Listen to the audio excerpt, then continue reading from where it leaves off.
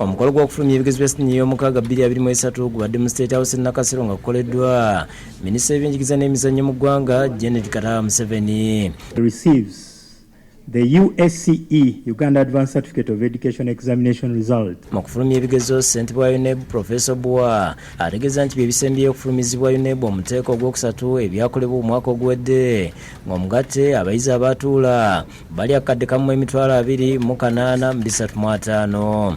With this examination also, the board has assessed for certification 1,208,350 candidates for the 3 examinations. Isaba wandiisi wa UNEB Dano Crach Odong agambye nti omuwendo gw'abayizi abeewandiisa bali 11,553 nga ku bano abatuula ebigezo bali 10,498. This is an increase of 12,663 candidates, that is 12.9%.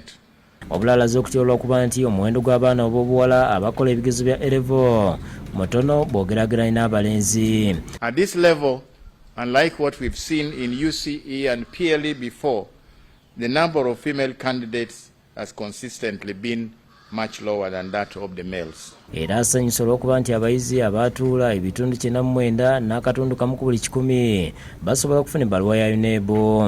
If this consideration is maintained, it means that 80,643 or 73.7% of the candidates that sat the examination will qualify to be admitted to universities. Download the app on App Store or Google Play Store now.